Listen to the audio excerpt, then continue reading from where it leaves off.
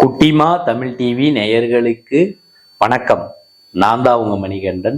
தொடர்ந்து குட்டிமா தமிழ் டிவி இந்த சேனலுக்கு நீங்க நல்லாதரவு கொடுத்துக்கிட்டு இருக்கீங்க. அதுக்கு இந்த நேரத்துல வந்து ஒரு மிகப்பெரிய நன்றியை தெரிவிச்சுக்கிறேன். இன்னைக்கு குட்டிமா தமிழ் டிவி சேனல்ல பார்க்க போற படம், திரை விமர்சனத்துல பார்க்க போற படம் குமார சம்பவம். இந்த படத்தோட திரை விமர்சனத்துக்கு போறதுக்கு முன்னாடி குட்டிமா தமிழ் டிவி இந்த சேனலை சப்ஸ்கிரைப் பண்ணாதவங்களா இருந்தா ஒரு தடவை பண்ணுங்க.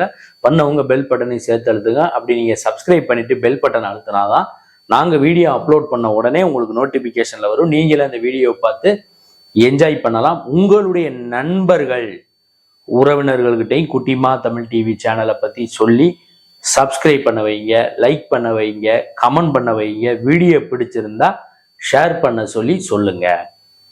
இப்ப திரை விமர்சனத்துக்கு போகலாம். படத்தோட தலைப்பு குமார சம்பவம். இந்த படத்தோட கேப்ஷன் குரோ பார்க்கலாம். குமரன் தங்கராஜன் பாண்டியன் ஸ்டோர்ஸ்ல வந்து பாத்தீங்கன்னா முல்லைக்கு கணவரா நடிச்சவர் தான் இந்த குமரன் தங்கராஜன். இவர் வந்து பாத்தீங்கன்னா அதுல வந்து கதிர் கேரக்டர்ல நடிச்சிருந்தார் பாண்டியன் ஸ்டோர் சீரியல்ல.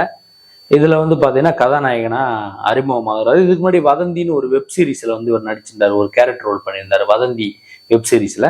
இதுல வந்து முழு நேர கதாநாயகனா அறிமுகமாகிறாரு.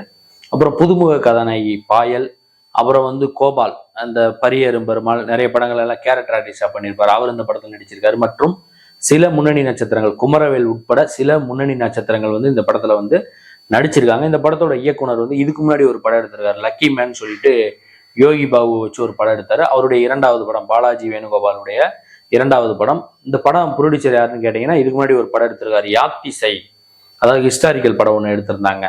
அந்த படத்தோட தயாரிப்பாளர் தான் இந்த படத்தோட தயாரிப்பாளர். இப்ப படத்தோட திரை விமர்சனத்துக்கு போகலாம். படத்தோட கதை எப்படி ஆரம்பிக்குதுன்னு கேட்டீங்கன்னா, படம் ஆரம்பிக்கும் போதே வந்து பாத்தீங்கன்னா ஒரு சின்ன பையனும் ஒரு 25 வயசு ஆளும் நியூஸ் பேப்பர் போடுற வேலை பார்க்குறாங்க. இவங்க 2-3 வீடா போய் நியூஸ் பேப்பர் போட்டுக்கிட்டே போகும்போது ஒரு வீட்டில் போய் நியூஸ் பேப்பர் போடலான்னு சொல்லிட்டு போட போனா அங்க நாய் குலைச்சிக்கிட்டு இருக்கு. என்னன்னு பார்த்தா நாய் வந்து இவங்களை கூப்பிடுது. உள்ள கூப்பிட்டா அந்த நாய் எங்கேயோ போகுது. போனா அங்க ஒரு மாடிக்கு போகுது. போனா அங்க ஒருத்தர் இறந்து கிடக்குறாரு. அவர் தான் குமரவேல்.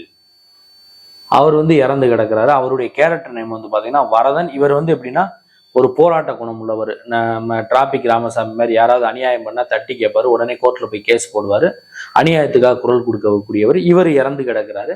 இவர் இறந்து கிடந்த உடனே இவங்க 2 பேர் தான் போலீஸ்க்கு இன்ஃபார்ம் பண்றாங்க. இந்த சின்ன பையனும் இந்த 25-26 வயசு இந்த பையன், பேப்பர் போடுற பையனும் தான் இன்ஃபார்ம் பண்றாங்க. போலீஸ்காரங்க வர்றாங்க, வந்து விசாரணை ஆரம்பிக்கிறாங்க. இது கொலையா அல்லது தற்கொலையா அல்லது இயற்கை மரணமா, என்னதான் நடந்துச்சு அப்படின்னு விசாரணை ஆரம்பிக்கிறாங்க. அந்த வீட்டு ஓனர் தான் வந்து குமரன் தங்கராஜன். அவர் வந்து கீழே குடியிருக்காங்க. இவர் வந்து வாடகைக்கு, குமரவேல் வந்து வாடகைக்கு மேல குடியிருந்திருக்காரு. இப்ப இந்த இவர்கிட்ட ஹீரோ கிட்டையும் விசாரிக்கிறாங்க. ஹீரோயின் அங்க ஒரு பிரச்சனைக்காக போலீஸ் ஸ்டேஷன் போறாங்க. ஹீரோயின் கிட்டையும் விசாரணை நடக்குது. விசாரணையில வந்து இந்த கொலை கேஸை கண்டுபிடிச்சாங்க. இது வந்து அதான் முன்னாடி சொன்ன மாதிரி கொலையா தற்கொலையா அல்லது இயற்கை மரணமா, இதை வந்து கண்டுபிடிச்சாங்களா இல்லையாங்கிறதா இந்த குமார சம்பவம் படத்தோட முழு நீள திரைக்கதை. இது ஒரு திரைக்கதை. இன்னொன்னு வந்து பாத்தீங்கன்னா இந்த கதாநாயகன் குமரன் வந்து பாத்தீங்கன்னா அவர் வந்து பாத்தீங்கன்னா இந்த மாதிரி படம் எடுக்கணும், டைரக்ஷன் பண்ணணும் அப்படின்னு சொல்லி கதை வச்சு ரொம்ப நாளா தேடிக்கிட்டே இருக்காரு. அவர் வந்து டைரக்டர் ஆனாரா, படம் எடுத்தாரா அப்படிங்கிறது இன்னொரு கதை. இந்த 2 கதையும் சேர்ந்ததுதான் இந்த குமார சம்பவம். இப்போ வந்து பாத்தீங்கன்னா இந்த படத்துல வந்து பாத்தீங்கன்னா குமரன் அவருடைய கேரக்டர் நல்ல பெர்ஃபார்மன்ஸ் பண்ணியிருக்காரு. காமெடி நல்லா பண்ணியிருக்காரு. பாலசரவணன் அவருடைய காமெடி காட்சிகளும் நல்லா இருக்கு. அப்புறம் போலீஸ் ஸ்டேஷன்ல வர அந்த இன்ஸ்பெக்டர், அப்புறம் கான்ஸ்டபிளா வர அதாவது ஹெட் கான்ஸ்டபிளா வர கோபால், அவருடைய காமெடி காட்சிகள், அதாவது போலீஸ் ஸ்டேஷன் என்கொயரி வந்து பாத்தீங்கன்னா கொஞ்சம் சீரியஸாகும் போது, கொஞ்சம் காமெடியாகும் போது, அது ஃபர்ஸ்ட் ஸ்டாப்புக்கு கொஞ்சம் கலகலப்பா போகுது. ஃபர்ஸ்ட் ஸ்டாப் வந்து பாத்தீங்கன்னா ஒரு மணி நேரம்னா அதுல வந்து நம்ம ஒரு கன்ஃபார்மா ஒரு 30 நிமிஷம் கன்ஃபார்மா சிரிச்சிடலாம். நான்லாம் கைதட்டியே சிரிச்சேன் படம் பார்க்கும்போது ஃபர்ஸ்ட் ஹாப். செகண்ட் ஹாப் வந்து பாத்தீங்கன்னா அதுவும் இதே மாதிரி தான் போகுது. இந்த விசாரணையை நோக்கி போகுது. ஹீரோயின் எதுக்கு காதல் பிரேக்கப் ஆச்சு, என்ன மாதிரியான அவங்க பிரச்சனையை சந்திச்சாங்க, அந்த விஷயங்கள் போகுது. இந்த கொலை கேஸை கண்டுபிடிக்கிறதுக்கு போலீஸ் ஒரு பக்கம் முயற்சி பண்ணிக்கிட்டு இருக்கும்போது இந்த ஹீரோ ஒரு பக்கம் முயற்சி பண்ணிக்கிட்டு இருக்காரு. அவர் அந்த படம் எடுக்கிறதுக்காக, வீட்டை விற்கிறதுக்காக அது ஒரு முயற்சி பண்ணிக்கிட்டு இருக்காரு அப்படின்னு சொல்லிட்டு அதுவும் சில காமெடிகளா போய்கிட்டு இருக்கு. இதை கண்டுபிடிச்சாங்களா இல்லையாங்கிறதான் திரைக்கதைன்னு ஏற்கனவே சொல்லிட்டு செகண்ட் ஹாப் வந்து பாத்தீங்கன்னா காமெடியா தான் போகுது. இது வந்து ஒரு சீரியஸான கதையா இருந்தா கூட காமெடியா ட்ரை பண்ணியிருக்காங்க. அதாவது கிரேசி மோகன் வசனம் எழுதுனா எப்படி இருக்குமோ படம், அந்த மாதிரியான செகண்ட் ஹாப்பும் வந்து ஒரு 1/2 மணி நேரம் சிரிப்பு வர மாதிரி தான் இருக்கு. ஃபர்ஸ்ட் ஹாப் ஒரு மணி நேரத்துல நம்ம 1/2 மணி நேரம் கேரண்டியா சிரிக்கலாம்.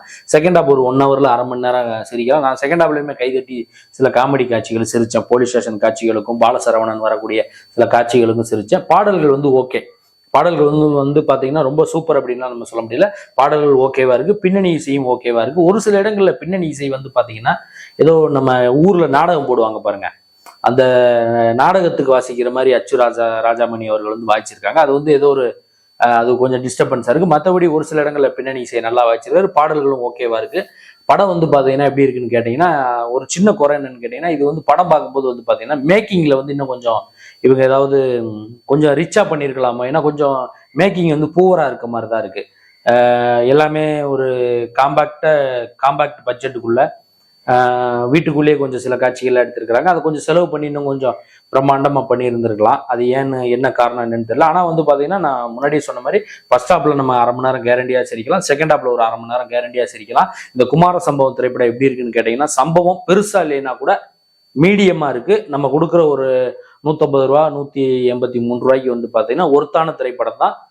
ஃபேமிலியோட போய் பார்க்கலாம். எந்த விதமான வல்கரான காட்சிகளும் இந்த திரைப்படத்துல இல்லை. பாலாஜி வேணுகோபால் அவருடைய வசனங்களும் ரசிக்க வைக்குது. இவங்க எல்லா கேரக்டர் ஆர்டிஸ்டுமே வந்து பாத்தீங்கன்னா நல்லா நடிச்சிருக்காங்க.